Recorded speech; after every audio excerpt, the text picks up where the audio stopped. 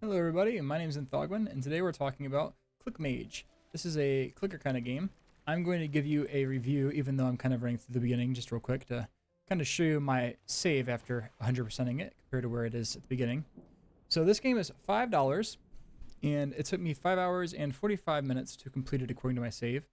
And would I recommend this game? I'd say yeah, for the price and the hours I got out of it. It came out to a little less than $1 an hour, you know. I'd say it's pretty good. So as you can see, you start on an island, obviously it says right here, and you have sand and you got wood over here, and you're just kind of slowly build your way up. Your goal is to build a portal, and the obelisk is kind of going to guide you. It's this magical being. It's like a entity, almost like a god in my mind. I don't think it ever says that, but that's how I kind of view it.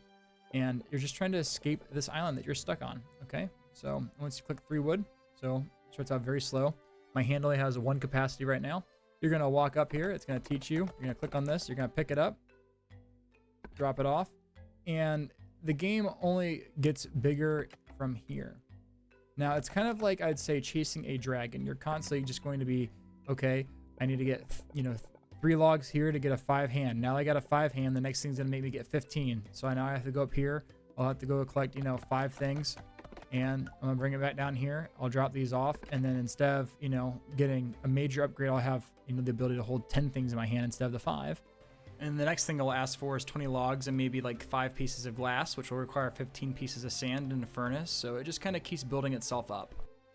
And then making the glass, you have to pick up the sand, drop it over there, get fuel source for it, make that kind of a thing. And as you see, it just kind of would keep building up. So this right here is the max out save that I have. I have everything, so as I show you right here, here's all my upgrades.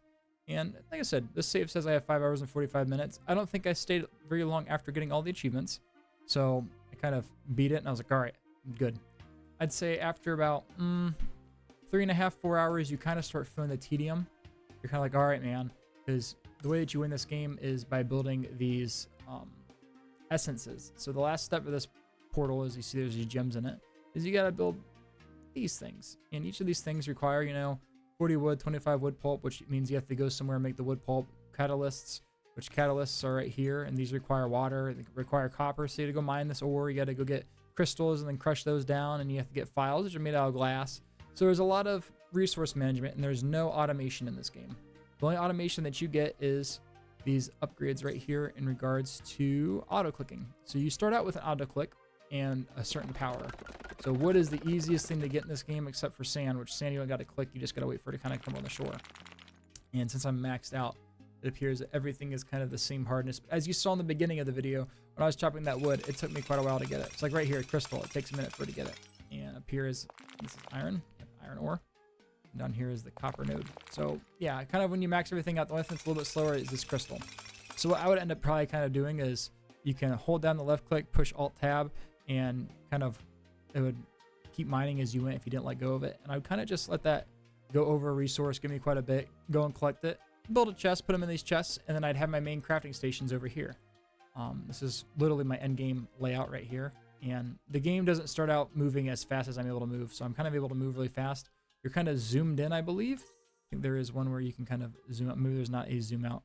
Just move faster, yeah. So this game is very intentional about keeping your screen the same size, because if it were to be a little bit bigger, you'd be able to go a little bit faster. You'd be able to potentially, do a little bit too many things at once. And that's kind of the whole charm or gimmick of this, is you're only stuck to this screen. It doesn't get any bigger. You can't zoom out. You can't zoom in. At least I don't think you can zoom in, but you definitely can't zoom out. So yeah, you just kind of unlock different stations. You have a merchant over here, which kind of comes very early on. I can't see the recipes, obviously, to make them since I already bought them. But you'll have to buy these recipes right here, and they'll kind of keep opening up. And you don't really, I don't think I've ever really hit a wall in this game. I think I kind of always knew what you were supposed to do just because of the way that it introduces the resources, materials. Sorry, I'm trying to think of the words. So like, let's say I needed to find crystal dust. Well, obviously, if I haven't unlocked crystals yet, I'd be able to come down here, and I think one of these would kind of be like, all right, you'll be able to mine, I think click hardness it was, or something. Yep, you'll be able to mine, iron now, or whatever. Right now it says you mastered your Minecraft, but it says, you'll be able to mine irons. Obviously, when I unlock that, I'll know there's iron somewhere. And if I don't know what to do with it, well, then there's probably a recipe, because I think you buy recipes from her. I'll be able to buy iron's not one, but probably the forge, you know. So it's kind of, it kind of does do a good job of not needing to hold your hand, but the game just naturally progresses and you kind of figure out what you got to do. So yeah, it's very, this is what the game kind of is. You're just going to go collect resources. You're going to pick them up. You're going to bring them somewhere. You're going to transform them into something. You're going to wait the time that's going to take. You know, if it takes 5 seconds to craft, you wait 5 seconds and you just keep doing that. Am I glad to experience it? I think I kind of am. I don't know. After going through it, would I say it added anything to my gaming repertoire? Well, sure, of course it did. I like being able to say that I beat these games. It's an easy all achievement. There's not really too much of a grind as other games that have you. That being said, it's able to be beaten in 5 hours.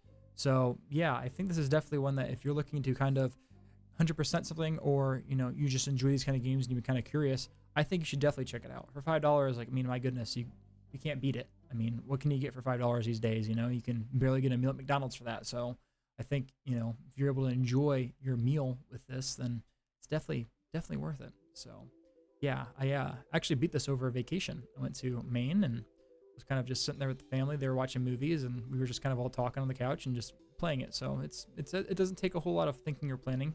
Obviously you can set things up in a little bit better way, but yeah, I liked it. If you found this video helpful, maybe consider leaving a like. If you have any questions, leave them in the comments and consider subscribing. I'm trying to reach 500 subscribers by the end of the year. This game has been ClickMage. I have been in Thogwin, and until next time, see you later.